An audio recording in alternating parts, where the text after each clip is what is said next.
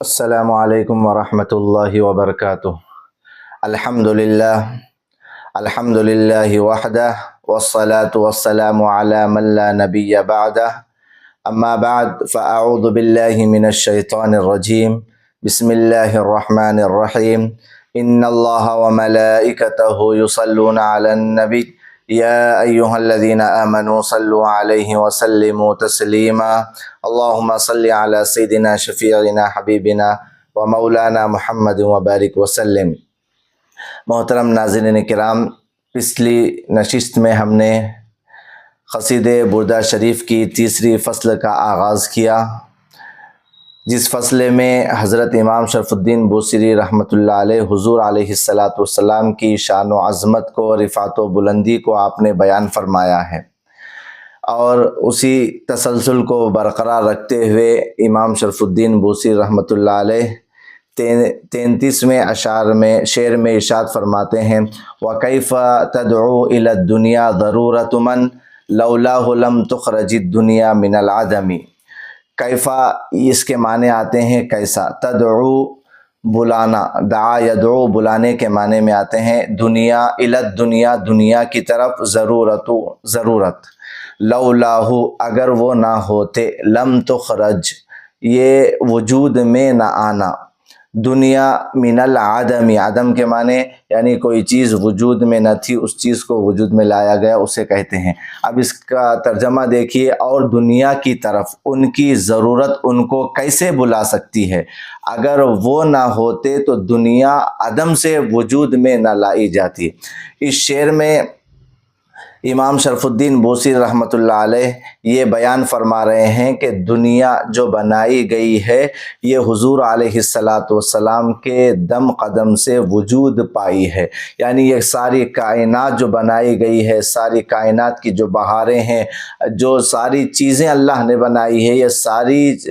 چیزیں اللہ رب العزت ہمارے نبی کریم صلی اللہ علیہ وسلم کے اس طرح دم قدم سے ساری چیزیں وجود میں بنائی گئی ہے، اس لیے کہ محمد کی جلوہ نمائی نہ ہوتی تو دارین میں روشنائی نہ ہوتی۔ تو اس طرح جب امام شرف الدین بوصیری رحمۃ اللہ علیہ حضور کی محبت میں، عشق میں جس طرح اپنے جو حال بنا چکے تھے کہ اس طرح محبوب کے جگہ کو دیکھتے تو آنکھوں سے آنسو روا دوا ہو جاتے، اور مقامات کو دیکھتے تو آپ کے آنکھوں سے آنسو نکل جاتے، تو اس طرح جب یہ سارے حالات کو لوگوں نے دیکھا تو لوگوں نے آپ سے سوال کیا کہ آخر وہ کون سی شخصیت ہے، وہ آپ کے کون سے وہ محبوب ہے جس سے آپ بے پناہ محبت کرتے ہیں؟ تو آپ یہاں فرما رہے ہیں کہ میرا محبوب وہ ہے، اگر وہ نہ آتے تو اللہ رب العزت اس کائنات میں کوئی چیز کو پیدا نہ فرماتا۔ حدیث شریف میں ہے کہ اگر آپ نہ ہوتے تو افلاک کو پیدا نہ کرتا، یعنی یہ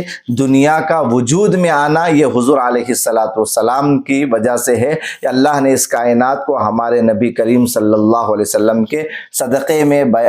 بنایا ہے۔ اس کا تذکرہ امام شرف الدین بوصیری رحمۃ اللہ علیہ شعر میں فرما رہے ہیں۔ پھر آپ آگے ارشاد فرماتے ہیں، محمد سید الکونین والثقلین والفریقین من عرب ومن عجم۔ محمد صلی اللہ علیہ وسلم، اب یہاں پر حضور علیہ السلام کے نام کا تذکرہ آپ نے یہاں اس شعر میں فرمایا ہے۔ سید یہ سردار کو کہتے ہیں، آقا اور مولا کو کہتے ہیں، اور سید کے معنی آتے ہیں لوگ اپنی ضرورتوں کے لیے جن کی پناہ لیتے ہیں انہیں بھی سید کہتے ہیں، اور لوگ اپنی ضرورتوں میں جن کے محتاج ہیں اور لوگوں کی حاجتوں کو پورا کرتے ہیں انہیں سید کہتے ہیں۔ تو اور اس طرح کونین ہے، یہاں پر کونین کا لفظ یہاں پر استعمال کیا گیا ہے۔ کونین سے جو مراد ہے دنیا و آخرت، کونین سے مراد ہے، اور اس کے بعد ثقلین یہاں پر استعمال کیا گیا ہے۔ ثقلین کے معنی آتے ہیں جن و انس، اور فریقین دو فریق، من عرب عرب یہاں مراد ہے، اور عجم سے غیر عربی مراد ہے۔ تو اب اس کا ترجمہ دیکھیے، ہمارے نبی حضرت محمد مصطفیٰ صلی اللہ علیہ وسلم دونوں جہاں کے آقا، انس و جن کے سردار، عرب و عجم دونوں فریقوں کے مولا ہیں۔ اس شعر میں حضرت امام شرف الدین بوصیری رحمۃ اللہ علیہ اب تک حضور علیہ الصلاۃ والسلام کے نام کا تذکرہ نہیں فرمایا، بس حضور کے اوصاف کو بیان کیا، حضور کے مقامات کا تذکرہ کیا، حضور جہاں جہاں گزرے تھے ان مقامات سے جب آپ گزرتے تھے ان تمام اس طرح وادیوں کا آپ نے تذکرہ کیا، اور جہاں جہاں امام شرف الدین بوصیری رحمۃ اللہ علیہ اس طرح جہاں جہاں گزر ہوتا آپ کا تو ان وادیوں کو دیکھ کر، ان مقامات کو دیکھ کر حضرت امام شرف الدین بوصیری رحمۃ اللہ علیہ کے آنکھوں سے آنسو روا دوا اس لیے ہو جاتے تھے کہ ان مقامات کو دیکھ کر محبوب کی یاد آ جاتی۔ تو لوگوں نے پوچھا کہ ان مقامات کو دیکھ کر آپ کے محبوب کی یاد آ گئی ہے، تو آپ کے محبوب کا نام کیا ہے؟ وہ اس طرح تو اب امام شرف الدین بوصیری رحمۃ اللہ علیہ ان تمام سائلوں کے جواب دیتے ہوئے اب یہاں پر اپنے محبوب حضور علیہ الصلاۃ والسلام کے نام کا تذکرہ آپ نے فرمایا ہے۔ اور آپ دیکھیں کہ آپ کا عاشقانہ انداز کیسا ہے۔ جب نبی کے نام کا تذکرہ آپ فرما رہے ہیں تو آپ کے عشق کا اندازہ اس شعر سے بھی لگایا جا سکتا ہے کہ آپ یہ جانتے ہیں کہ محبوب کا نام حضور علیہ الصلاۃ والسلام کا جب نام لیا گیا یہ مبارک نام ہے، اور مبارک نام جب حضور علیہ الصلاۃ والسلام کا لیتے ہیں تو اپنے ظاہر و باطن اور اپنی زبان کو پاک سے پاک تر کیا، اور اس طرح امام شرف الدین بوصیری رحمۃ اللہ علیہ جب تک زبان پاک نہ ہو ان کا نام اسم گرامی زبان پر اس کو لایا نہیں جا سکتا ہے۔ یہ امام شرف الدین بوصیری رحمۃ اللہ علیہ کا کہنا ہے کہ جب تک زبان پاک نہ ہو ان کے نام کا تذکرہ ہم نہیں کر سکتے۔ اس لیے آپ نے جو اشعار کا جو تسلسل رکھا ہے، اس لیے اپنے محبوب کا نام ذکر کرنے سے پہلے آپ نے استغفار کیا اور کہا استغفر اللہ من قول بلا عمل، تو یعنی اپنی یہ شعر کو آپ نے قلم بند کر پڑھ کر زبان کو غسل دیا اور اس کو پاک صاف کیا، پھر اپنے محبوب کا نام نہایت ادب و احترام کے ساتھ آپ نے یہاں پر قلم بند فرمایا ہے۔ محمد سید الکونین والثقلین، کہ حضور علیہ الصلاۃ والسلام دونوں جہاں کے آقا ہے، سردار ہیں، اس طرح جن و انس کے آپ سردار ہیں، عرب عجم دونوں فریقوں کے آپ مولا ہے۔ تو یہاں پر اب امام شرف الدین بوصیری رحمۃ اللہ علیہ اب تک جو اوصاف بیان کر رہے تھے اب یہاں پر لوگوں کو بتلا رہے ہیں کہ دیکھو میں جس کے عشق میں اس طرح رویا کرتا تھا، میں جس کی محبت میں راتوں کو جاگا کرتا تھا، جس کی محبت میں میرا جسم کمزور ہو چکا تھا، اب میں اس محبوب کا تذکرہ اور ان کا نام مبارک میں یہاں پر ذکر کر رہا ہوں، وہ ہے محمد سید الکونین والثقلین والفریقین من عرب ومن عجم۔ تو اس طرح آپ نے یہاں پر حضور علیہ الصلاۃ والسلام کے نام کا تذکرہ فرمایا ہے۔ آپ دیکھیں محمد صلی اللہ علیہ وسلم یہ حمد سے مشتق ہے۔ حمد کہتے ہیں ہر خوبی کا مالک ہونا، ہر عیب سے پاک ہونا۔ اللہ تبارک و تعالی خالق و مالک اور معبود ہے، اس میں کوئی عیب ہوتا ہی نہیں۔ البتہ رسول صلی اللہ علیہ وسلم سید الکونین اور اللہ کے بندے ہیں اور اس کی مخلوق ہے، مگر مخلوق کے اندر پائے جانے والے تمام عیوب سے حضور علیہ الصلاۃ والسلام پاک ہیں۔ اس کے اندر کوئی شک و شبہ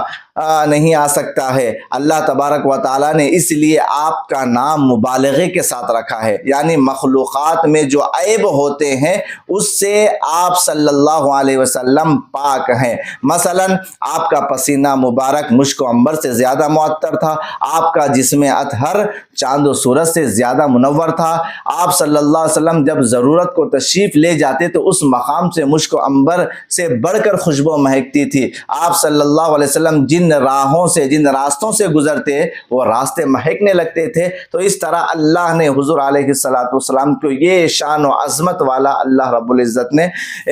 ہم پر کرم احسان فرمایا ہے کہ ایسے شان والے نبی کو اللہ نے ہمیں عطا فرمایا، ہم ان کی امتی ہونے پر ناز کرتے ہیں۔ تو اس طرح اب اس شعر میں امام شرف الدین رحمۃ اللہ علیہ اپنے محبوب کے تذکرہ کرتے ہوئے نام کا تذکرہ آپ فرماتے ہیں۔ پھر اسی طرح آپ آگے فرماتے ہیں نبینا العامر الناہی فلا احد अबर फी कौली ला मिन्हु वला नामी, नबी जुना हमारे नबी अल आमिर हुक्म देने वाले हैं, नेकी का हुक्म देने वाले हैं, अन्नाही और बुराइयों से रोकने वाले हैं, फला अहदुन कोई एक भी नहीं है,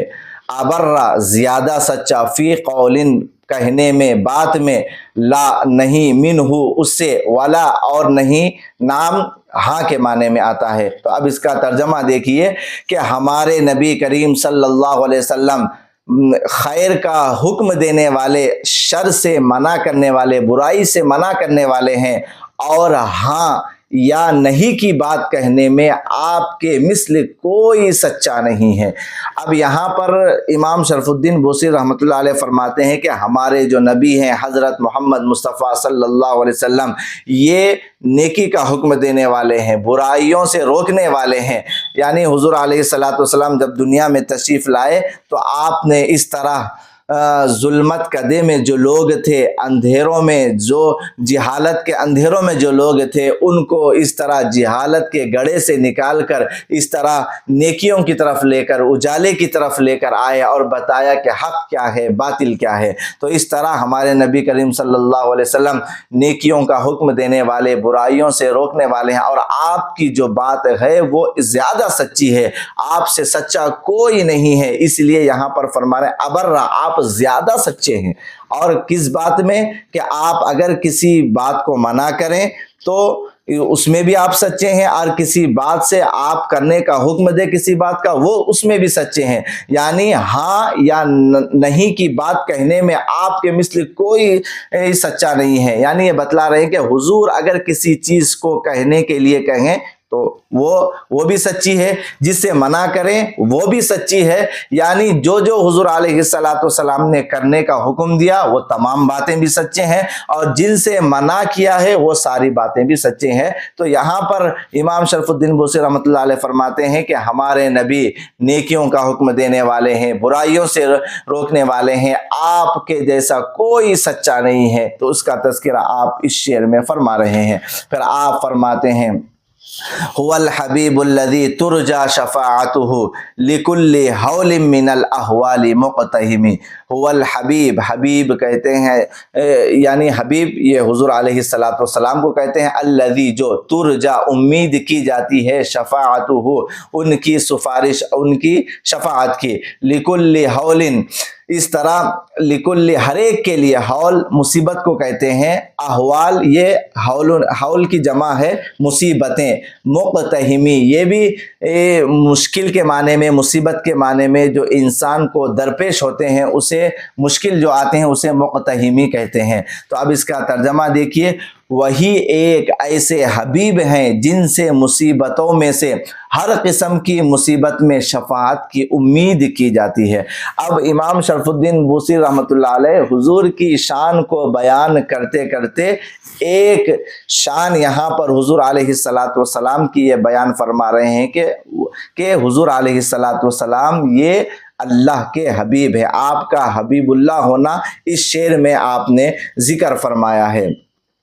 कायनात में अल्लाह ताला ने सिर्फ रसूल पाक सल्लल्लाहु अलैहि वसल्लम को अपना हबीब बनाया, और आपके अलावा जितने हबीब हैं सब आपके वास्ते और वसीले से हैं। हबीब उनको कहते हैं जो मुहिब के दिल में होते हैं। तो इस तरह हबीबुल्लाह का तज़किरा आपने इस शेर में फरमाया है। और हुजूर अलैहिस्सलातु वस्सलाम ये हुजूर सल्लल्लाहु अलैहि वसल्लम से शफाअत की उम्मीद की जाती है, यानी हुजूर अलैहिस्सलातु वस्सलाम की शफाअत का तज़किरा आपने शेर में फरमाया। बुखारी, मुस्लिम और दीगर कुतुब अहादीस में ये रिवायत हमें मिलती है कि क़ियामत का मैदान होगा। इस तरह हर नबी